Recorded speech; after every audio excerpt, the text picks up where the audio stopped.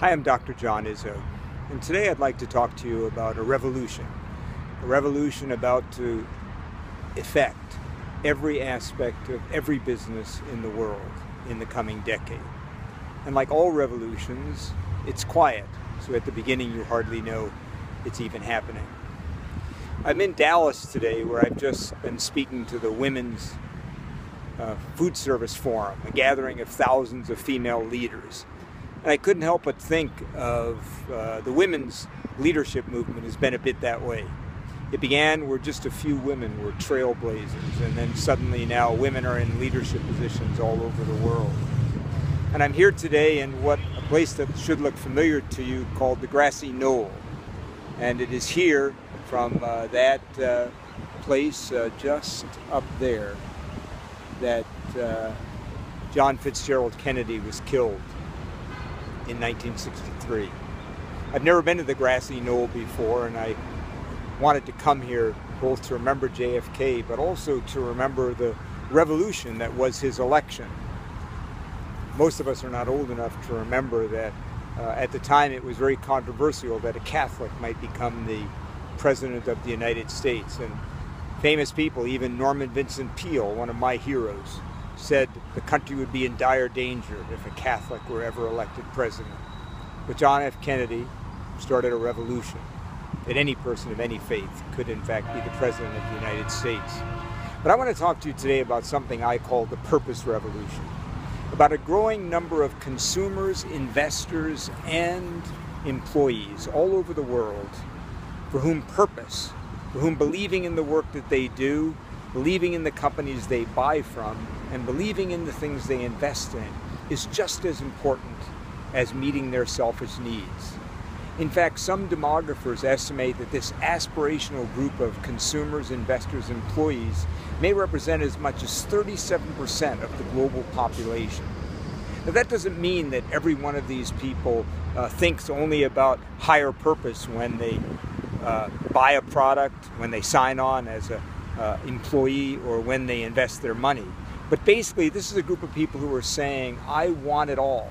I want to meet my selfish needs, but at the same time, I want to know my buying, my investing, and my working are making the world a better place.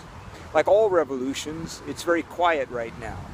Many of the companies that I work with say they're already seeing the purpose revolution in terms of talent, where the top talent out of school are coming and saying, look, I want to be a part of something I believe in. In fact, I was just talking to the woman who heads the Eco-Imagination division of GE, which was started 10 years ago as a division to create sustainable products for the future. And everyone said Eco-Imagination would surely fail. Not only has it been incredibly profitable for GE, but she was telling me that it's become a magnet for talent. The best engineers in the world say, if I can work somewhere where I can change the world, I'm in.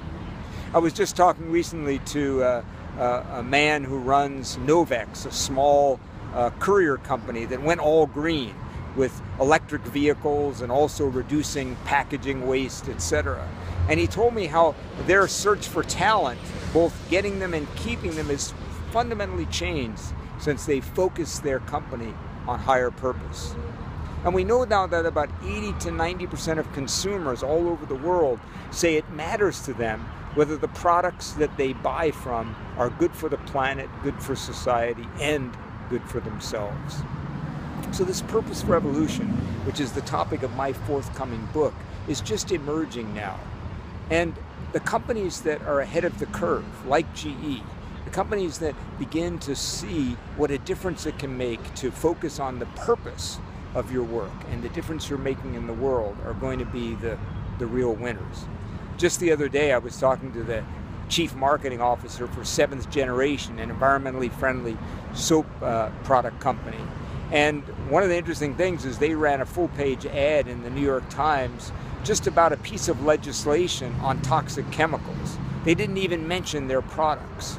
And yet they got a bigger bump in sales from that ad than any advertising they'd ever done. And the question is why? It's because consumers who care about companies that do well saw that ad and said, hey, if this is a company that's doing something like that, I want to buy from them. So if you'd like to know more about the Purpose Revolution, click on the link in this email. It'll tell you about the talks that I'm giving now on my forthcoming book, The Purpose Revolution. And if your company is doing some interesting things already in terms of leading with purpose, please get a hold of us. As many of you know, for over 20 years now, I've been teaching companies how to get their people connected to and on fire for the purpose of the company. Why, recently we were working with a large bank, and we did one simple intervention. We got them to start every meeting in every branch with a story of how their products and services made a real difference for the clients and customers in the bank. They got an immediate shot of engagement in terms of their next engagement scores in the staff in those branches. So get ready, there's a revolution coming. It's like the women's revolution, it's like the revolution when John Kennedy became president. It's called the Purpose Revolution. And every company that gets ahead of the curve now, focusing on their higher purpose, on what they're doing for the planet, for people, and for the world, in addition to their products and services, those are the companies that are going to win.